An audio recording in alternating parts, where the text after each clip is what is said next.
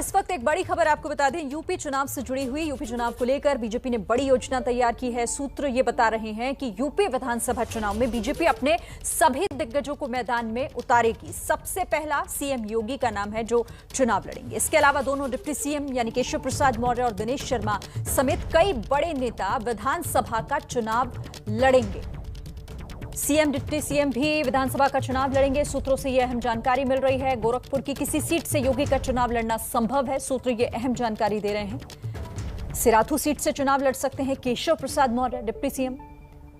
तो सभी दिग्गजों को मैदान में उतारने के लिए पूरी तरह बीजेपी तैयार है। यूपी विधानसभा चुनाव को लेकर बीजेपी की यह बड़ी प्लानिंग, बड़ी तैयारी। सीएम और डिप्टी सीएम सहित विधानसभा का चुनाव लड़ेंगे।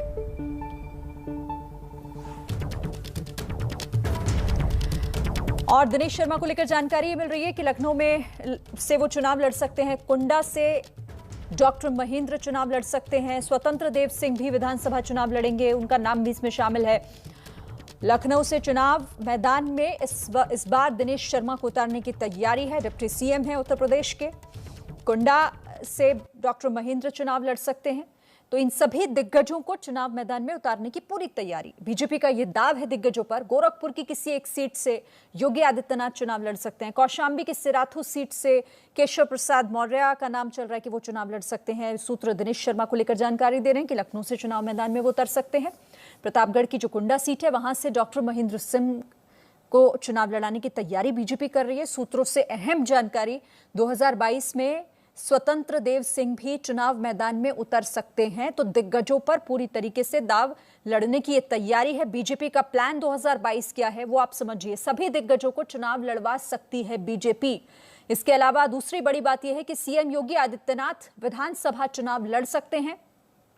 केशव प्रसाद मौर्य, दिनेश शर्मा समेत कई बड़े नेता चुनाव मैदान में इस बार होंगे। बीजेपी ने इसे लेकर तैयारी की है। स्वतंत्र देव सिंह का भी नाम उसमें है। डॉक्टर महेंद्र सिंह भी चुनाव मैदान में। आपको ये भी जानकारी दे दें कि अभी ये सभी नेता एमएलसी बनकर सरकार में शामिल हैं, लेकिन अब विधानसभा चुनाव में उतरने की तैयारी बीजेपी की तरफ से इन सभी दिग्गजों को।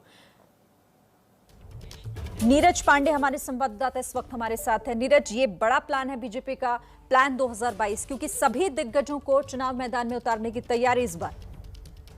देखिए, भारतीय जनता पार्टी चाहती है कि जो भी उनके पार्टी के फेस हैं, चेहरे हैं, जो बड़े नेता हैं, जो खासकर इस समय सरकार में मंत्री हैं, प्रदेश अध्यक्ष के रूप में हैं, इन सबको चुनाव मैदान में उतारा जाए। इससे क्या है कि कार्यकर्ताओं का हौसला बढ़ेगा, उनका मनोबल बढ़ेगा और उनके विधानसभा में चुनकर आने से एमएलसी की जो सीटें खाली होंगी उसका फायदा सीधे तौर पर जो वो कार्यकर्ता जो सीधे पार्टी दूसरे कामों में लेती है, संगठन के कामों में लेती है, उनको मोबिलाइज किया जा सकता है, उनको एमएलसी बनाकर भेजा जा सकता है। तो दरअसल पार्टी चाहती है कि जो उनके बड़े लीडर्स हैं, उनके फेस हैं खासकर पार्टी के, वो कम से कम चुनाव लड़ें और उनको चुनाव मैदान में उतारा जाए, ताकि ये कहने के लिए ना हो कि भारतीय जनता पार्टी का जो मुख्यमंत्री कैंडिडेट है, भारतीय जनता पार्टी का उप मुख्यमंत्री कैंडिडेट है, वो सब पीछे के दरवाजे से विधानसभा पहुंचे हैं, यानी कि वो चुनकर नहीं आए हैं, वो जो है नियुक्ति या अनुकंपा के तहत जो है विधायक बने हैं या सरकार में शामिल है। तो पार्टी इस मिथक को तोड़ना चाहती है। भारतीय जनता पार्टी चाहती है कि जो सभी बड़े नेता हैं उन सब को चुनाव लड़ाया जाए, उनको विधानसभा चुनाव लड़ाया जाए, ताकि वो विधानसभा से चुनकर सरकार में शामिल हो और आने वाली जो 2022 में जो नया दिखाई पड़े भारतीय जनता पार्टी का चेहरा, वो ये दिखाई पड़े कि सब कहीं ना कहीं सारे नेता वो चुनाव जीत कर आए हैं। उससे ये ना हो, क्योंकि अगर पार्टी ये भी मानती है कि यदि बड़े नेता ही चुनाव से भागेंगे या विधानसभा चुनाव नहीं लड़ना चाहेंगे तो फिर जो दूसरे कार्यकर्ता है वो उनके लिए क्या ऑप्शन रहेगा।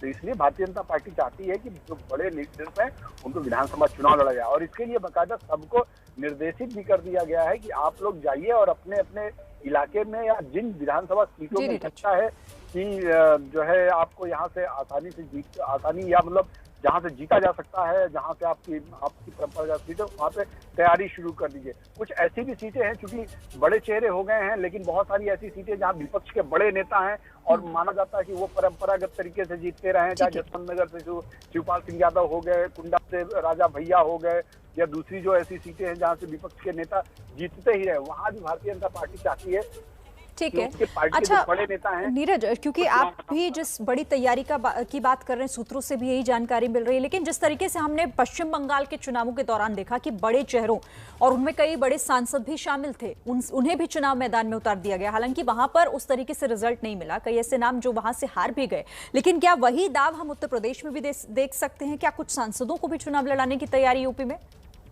बिल्कुल, ये स्थितियां बताएंगी क्या हो सकता है, चुनाव लड़ाया जा सकता है। भारतीय जनता पार्टी के नेताओं से जब बात होती है तो हमेशा ये बात कहते हैं कि वो तय होता है कि जिस जगह पे यदि हमारे पास कोई सुटेबल कैंडिडेट नहीं होता या हमें लगता है कि हमें विजिबिलिटी एक सबसे बड़ा फैक्टर होता है, तो यदि किसी सीट पे सांसद विधानसभा चुनाव जीत सकता है तो भारतीय जनता पार्टी कभी भी रिस्क नहीं लेती और सांसद को भी चुनाव मैदान में उतारती। हमने पश्चिम बंगाल देखा, इससे पहले हमने राजस्थान देखा, हमने और भी दूसरे राज्यों में हमने देखा कि जब जरूरत पड़ी तो उन्होंने चुनाव लड़ा दिया और उसके बाद उनको लोकसभा भी लड़ाया। जैसे आप देखें 2017 विधानसभा चुनाव को ही देखें, रीता बहुगुणा जोशी को विधानसभा चुनाव लड़ाया गया था, लेकिन जैसे ही लोकसभा चुनाव आया तो उनको इलाहाबाद से लोकसभा चुनाव लड़ा दिया गया। ऐसे और भी कई नाम रहे हैं। तो ये भारतीय जनता पार्टी की उस समय की परिस्थितियां तय करेंगी कि उस परिस्थिति में कौन सा नेता कहाँ फिट बैठता है, कहाँ फिट बैठता है, इस हिसाब से वो लोग रणनीति तय करेंगे। लेकिन इस बात से इनकार नहीं किया जा सकता कि कोई लोकसभा सांसद या सांसद चुनाव विधानसभा का नहीं लड़े। ठीक है, रणवीर भी हमारे साथ जुड़े हुए हैं। रणवीर, जैसा कि नीरज भी जिस बात का जिक्र कर रहे थे, चुनाव छोटा हो या बड़ा हो, बीजेपी अपनी तरफ से तैयारी पूरी करती है और ये चुनाव तो एक बार फिर से यूपी फतह से जुड़ा हुआ है। क्या सूत्र और क्या बता रहे हैं, क्योंकि कई बड़े ऐसे नाम सामने आ रहे हैं जो चुनाव इस बार लड़ेंगे और विधानसभा का चुनाव लड़ेंगे?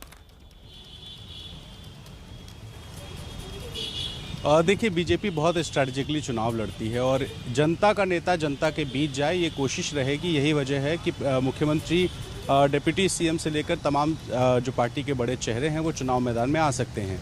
पार्टी ये मानती है कि ये नेता अगर चुनाव अपने इलाके में लड़ते हैं तो उसका असर सिर्फ उस विधानसभा में नहीं होता है, बल्कि उस ज़िले, उस पूरे मंडल में होता है और साथ ही कार्यकर्ताओं को स्पेस भी मिलता है। नीरज भी बता रहे थे जैसा कि कुछ सीटें विधान परिषद की भी खाली होंगी जहां पार्टी के ही कुछ नेताओं को एडजस्ट किया जा सकता है। तो ये स्ट्रैटेजी है। और आप देखिए कि बीजेपी जिस रणनीति से चुनाव लड़ती है, छोटा चुनाव हो बड़ा चुनाव हो, बहुत अटैकिंग मोड में होती है। विपक्ष को भी एक संदेश देने की कोशिश होगी कि अगर मायावती को चुनाव लड़ना है, मुख्यमंत्री बनना है तो वो चुनाव लड़े, अखिलेश यादव को अगर मुख्यमंत्री बनना है तो चुनाव लड़े। तो एक नैतिक दबाव भी पड़ता है विपक्ष पर भी और ये संदेश देने की कोशिश होगी कि हमारा नेता बैकडोर से सदन नहीं पहुंचेगा, बैकडोर से जाकर के मुख्यमंत्री नहीं बनेगा। 2017 में मुख्यमंत्री 5 बार सांसद रह चुके थे, 14 के चुनाव में जीते थे, इस वजह से वो एमएलसी बनकर के सदन पहुंचे। लेकिन इस बार चूंकि उनके चेहरे पर चुनाव होगा, ऐसे में जनता के बीच जा सकते हैं। डिप्टी सीएम केशव मौर्य वो भी सांसद हुआ करते थे। बाकी जो पार्टी के कई ऐसे मंत्री हैं जिनको बाद में चुना गया, एमएलसी बनाया गया, वो भी चूंकि अब 5 साल मंत्री रह चुके हैं, तो लोगों के बीच जाएं। तो लोगों के बीच बड़े चेहरों के जाने से पूरी पार्टी का एक जो मोराल है वो भी बूस्ट होता है कार्यकर्ताओं का, और साथ ही बड़े चेहरे लड़ते हैं तो जीत की जो गारंटी होती है वो भी ज़्यादा होती है। और शायद यही वजह है कि बीजेपी इस तरह की स्ट्रैटेजी बना रही है।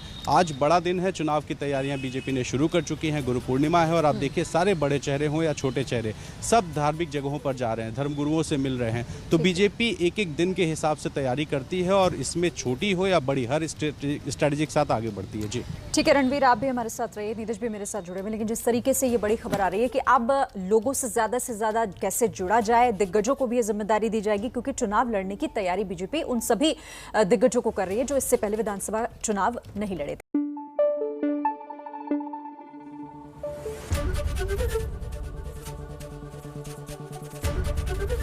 एबीपी न्यूज आपको रखे आगे।